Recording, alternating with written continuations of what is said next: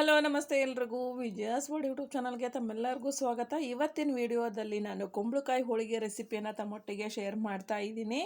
ತುಂಬ ಟೇಸ್ಟ್ ಆದಂತಹ ಅದ್ಭುತ ಸ್ವಾದ ಕೊಡುವ ಕುಂಬಳಕಾಯಿ ಹೋಳಿಗೆ ಹೇಗೆ ಮಾಡೋದು ಅನ್ನೋದನ್ನು ಇವತ್ತಿನ ವಿಡಿಯೋದಲ್ಲಿ ತೋರಿಸ್ತಾ ಇದ್ದೀನಿ. ಹಾಗೆ ವಿಡಿಯೋ ಎಲ್ಲೂ ಸ್ಕಿಪ್ ಮಾಡ್ದೇ ನೋಡಿ. ತುಂಬಾ ತೆಳುವಾಗಿ ತುಂಬಾ ಸಾಫ್ಟಾಗಿ ಅಷ್ಟೇ ರುಚಿಕರವಾದಂಥ ಹೋಳಿಗೆ ನಿಮಗೆ ದುಡ್ಡು ಕೊಟ್ಟರೆ ಎಲ್ಲೂ ಸಿಗಲ್ಲ. ನೀವೇ ಮನೆಯಲ್ಲಿ ಮಾಡಿದ್ರಷ್ಟೇ ಈ ಅದ್ಭುತವಾದ ರುಚಿನ ಸವಿಬೋದು.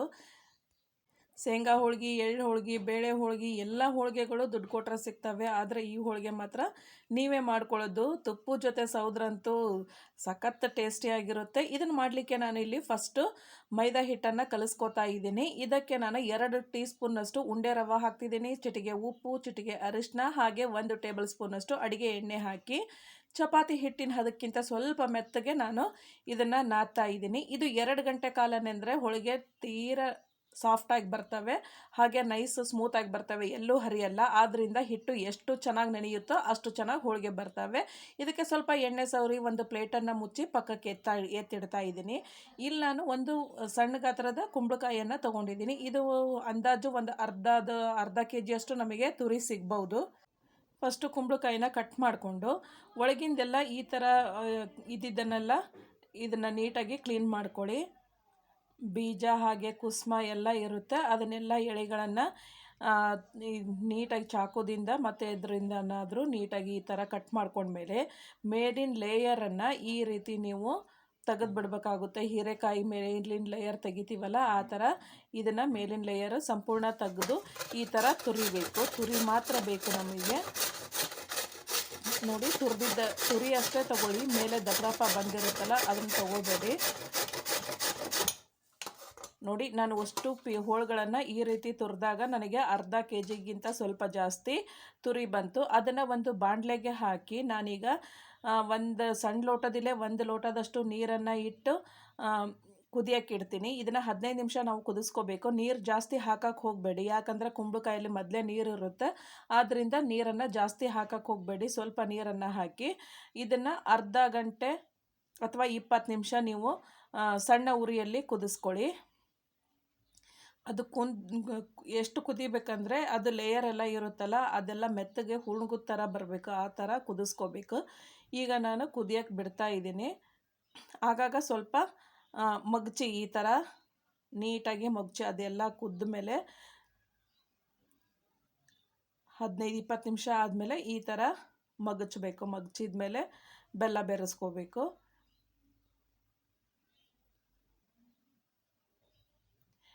ನೋಡಿ, ಮಾಡೋದು ತುಂಬ ಈಸಿ, ಸ್ವಲ್ಪ ಟೈಮ್ ಕೊಟ್ಟರೆ. ನೋಡಿ, ಈ ಥರ ಮ್ಯಾಶ್ ಆಗಿದೆ. ಎಲ್ಲ ಮ್ಯಾಶ್ ಮಾಡ್ಕೊಂಡ ನಂತರ ಇಲ್ಲಿ ನಾನು ಬೆಲ್ಲ ಹಾಕ್ತಾ ಇದ್ದೀನಿ.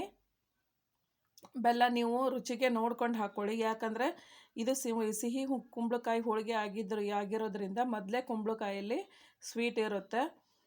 ಮತ್ತು ಇನ್ನೂ ಸ್ವಲ್ಪ ಸ್ವೀಟು ಮೇಲೆ ಹಾಕಿ ಇದನ್ನು ಕುದಿಸ್ಕೋಬೇಕು. ಇದೆಲ್ಲ ಕುದ್ದು ಗಟ್ಟಿ ಆಗಬೇಕು, ಅಲ್ಲಿ ತನಕ ಸ್ವಲ್ಪ ಕುದಿಸ್ಬೇಕು. ಈ ಹಂತದಲ್ಲಿ ಸ್ವಲ್ಪ ಟೈಮ್ ತಗೊಳುತ್ತೆ. ನೋಡಿ, ಬೆಲ್ಲ ಕರಗಿದ ಮೇಲೆ ಇಷ್ಟು ನೀರಾಗಿದ್ದು ಅದು ಕುದೀತಾ ನಮಗೆ ಹೂರ್ಣದ ಹದಕ್ಕೆ ಬೇಕು. ನೀವು ಅಕಸ್ಮಾತ್ ನೀರು ಹೆಚ್ಚು ಕಮ್ಮಿ ಹಾಕ್ಕೊಂಡು ಸ್ವಲ್ಪ ಹೂರ್ಣ ತೆಳುವಾತಪ್ಪ ಅಂದ್ರೆ ಕೊಬ್ಬರಿ ಪುಡಿ ಆದರೂ ಹಾಕ್ಕೋಬೋದು, ಅಥವಾ ಹುರಿಗಡಲೆ ಹಿಟ್ಟನ್ನಾದರೂ ಹಾಕ್ಕೊಂಡು ಗಟ್ಟಿ ಮಾಡ್ಕೋಬೋದು. ಈಗ ನಾನು ಏಲಕ್ಕಿ ಮತ್ತು ಲವಂಗದ ಪೌಡ್ರನ್ನು ಇದಕ್ಕೆ ಹಾಕಿದ್ದೀನಿ. ಒಣ ಕೊಬ್ಬರಿ ತುರಿನ ಮಿಕ್ಸಿ ಮಾಡಿ ಹಾಕಿದರೆ ಇನ್ನೂ ಟೇಸ್ಟು ಚೆನ್ನಾಗಿರುತ್ತೆ. ಆದರೆ ಕುಂಬಳಕಾಯಿದ್ದು ಸ್ವಾದ ಸಿಗಲ್ಲ, ಕೊಬ್ಬರಿ ಹೋಳಿಗೆ ಥರ ಬರುತ್ತೆ. ಆದ್ದರಿಂದ ಕುಂಬಳಕಾಯಿದ್ದೇ ನೀವು ಕರೆಕ್ಟಾಗಿ ಹದ ಮಾಡ್ಕೊಳ್ಳಿ. ನೋಡಿ, ಪೂರ್ತಿ ತಣ್ಣಗಾದ್ಮೇಲೆ ಈ ಹದಕ್ಕೆ ಬರುತ್ತೆ ಅದು ಕುಂಬಳಕಾಯಿ. ಆದರೆ ಬೆಳಗ್ಗೆ ಮಾಡಿಟ್ಟು ನೀವು ಸಾಯಂಕಾಲ ಹೋಳಿಗೆಯನ್ನು ಮಾಡ್ಕೋಬೇಕು, ಇಲ್ಲ ರಾತ್ರಿ ಮಾಡಿಟ್ಟು ಬೆಳಗ್ಗೆ ಹೋಳಿಗೆ ಮಾಡ್ಕೋಬೇಕು. ಹೂರ್ಣನ ಒಂದು 3 ತಾಸು 4 ತಾಸು ಮಿನಿಮಮ್ ಆರಲಿಕ್ಕೆ ಬಿಡಬೇಕು. ಈಗ ಕಣಕ ಸಂಪೂರ್ಣ ನೆಂದಿದೆ. ಈಗ ನಾನು ಇದನ್ನು ಸಣ್ಣ ಸಣ್ಣ ಉಳ್ಳಿಗಳನ್ನು ಮಾಡಿ ಈ ರೀತಿ ತಿಳುವಾಗಿ ಲಟ್ಟಿಸ್ತಾ ಇದ್ದೀನಿ. ಈಗ ಹೂರ್ಣನ ಇಟ್ಟು ಈ ಥರ ಫಿಲ್ ಮಾಡ್ಕೊಳ್ಳಿ. ಫಿಲ್ ಮಾಡಿಕೊಂಡು ಎಕ್ಸ್ಟ್ರಾ ಬಂದು ಕಣಕನ ತೆಗೆದುಬಿಡಿ, ಇಲ್ಲ ಅಂದರೆ ಹೋಳಿಗೆ ಬರೀ ಕಣಕನೇ ಬರುತ್ತೆ ತಿನ್ನಬೇಕಾದ್ರೆ. ಅದರಿಂದ ಎಕ್ಸ್ಟ್ರಾ ಕಣಕನ ತೆಗೆದಿಟ್ಟು ಈಗ ನಾನು ಒಂದು ಕವರಿಗೆ ಎಣ್ಣೆಯನ್ನು ಹಚ್ತಿದ್ದೀನಿ. ಹಚ್ಚಿ ಉಳ್ಳಿಯನ್ನು ಇಟ್ಟು ಅದಕ್ಕೆ ಸ್ವಲ್ಪ ಎಣ್ಣೆಯನ್ನು ಹಚ್ಚಿ ಮೇಲೆ ಒಂದು ಪ್ಲಾಸ್ಟಿಕ್ ಕವರನ್ನು ಹಾಕಿ ಹೋಳಿಗೆಯನ್ನು ತೀಡ್ತಾ ಇದ್ದೀನಿ. ನೋಡಿ, ಈ ಥರ ತಿಳ್ಕೊಳ್ಳಿ. ನೀವು ಎಷ್ಟು ತಿಳ್ಕೊತೀರೋ ಅಷ್ಟು ತೆಳುವಾಗಿ ಹೋಳಿಗೆ ಬರುತ್ತೆ. ಎಲ್ಲೂ ಹರಿಯಲ್ಲ ಮುರಿಯಲ್ಲ, ಅಷ್ಟು ನೀಟಾಗಿ ನೀವು ಹೋಳಿಗೆನ ಮಾಡ್ಕೋಬೋದು. ಯಾರೆಲ್ಲ ನನ್ನ ಚಾನಲನ್ನು ಸಬ್ಸ್ಕ್ರೈಬ್ ಆಗದೆ ನೋಡ್ತಾ ಇದ್ದೀರಾ, ಪ್ಲೀಸ್ ಸಬ್ಸ್ಕ್ರೈಬ್ ಆಗಿ, ಲೈಕ್ ಮಾಡಿ, ಶೇರ್ ಮಾಡಿ, ಕಮೆಂಟ್ ಮಾಡಿ. ಬೆಲ್ ಬಟನ್ ಕ್ಲಿಕ್ ಮಾಡೋದನ್ನು ಮರಿಬೇಡಿ. ಆಲ್ ಅಂತ ಬರುತ್ತೆ, ಅದನ್ನು ಸಹ ಸೆಲೆಕ್ಟ್ ಮಾಡಿ. ಯಾಕಂದರೆ ನಾನು ದಿನ ಒಂದು ಹೊಸ ವಿಡಿಯೋ ಬಿಡ್ತಾ ಇರ್ತೀನಿ, ಅದನ್ನು ನೀವೇ ಫಸ್ಟ್ ನೋಡ್ಬೋದು ಅಂತ ಹೇಳ್ತಾ, ಈಗ ಹೋಳಿಗೆ ಇಷ್ಟು ತಿಳುವಾಗಿ ರೆಡಿ ಆಗಿದ್ದಾಯಿತು. ನಾನು ಒಲೆ ಮೇಲೆ ಹಂಚನ್ನು ಕಾಯಲಿಕ್ಕೆ ಇಟ್ಟಿದ್ದೀನಿ. ಹಂಚು ಸಹ ಕಾದಿದೆ. ಈಗ ಹೋಳಿಗೆನ ನಾನು ಹಂಚಿನ ಮೇಲೆ ಹಾಕ್ತೀನಿ ನೋಡಿ. ಇದನ್ನು ಬಿಡಿಸೋದು ಸಹ ತುಂಬ ಈಜಿ, ಬೇಯಿಸೋದು ಸಹ ತುಂಬ ಈಜಿ, ಹಾಗೆ ಮಾಡೋದು ಸಹ ತುಂಬ ಈಸಿ ನೋಡಿ. ಇವಾಗ ಹಂಚು ಕಾದಿದೆ. ಹಂಚಿಗೆ ಸ್ವಲ್ಪ ಎಣ್ಣೆಯನ್ನು ಸವರ್ತಾ ಇದ್ದೀನಿ. ಎಣ್ಣೆ ಸವರಿ ಈಗ ಹೋಳಿಗೆನ ಹಾಕ್ತಿದ್ದೀನಿ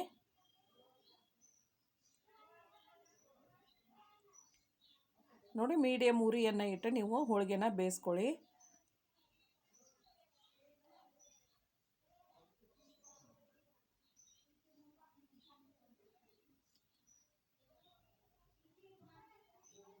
ಇವತ್ತಿನ ವಿಡಿಯೋ ನಿಮಗೆಲ್ಲ ಇಷ್ಟ ಆದರೆ ಪ್ಲೀಸ್ ಕಮೆಂಟ್ ಮಾಡಿ. ನಿಮ್ಮ ಫ್ಯಾಮಿಲಿ ಫ್ರೆಂಡ್ಸಿಗೆ ಶೇರ್ ಮಾಡೋದನ್ನು ಮರಿಬೇಡಿ.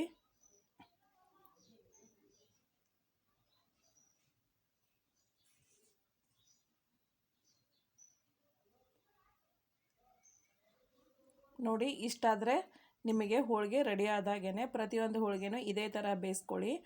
ತುಂಬ ಸ್ಮೂತಾಗಿ ನಾಜೂಕಾಗಿ ಹೋಳಿಗೆ ಬರುತ್ತೆ. ಟೇಸ್ಟ್ ಅಂತೂ ತುಂಬ ಸಖತ್ತಾಗಿರುತ್ತೆ. Thank you for the watching.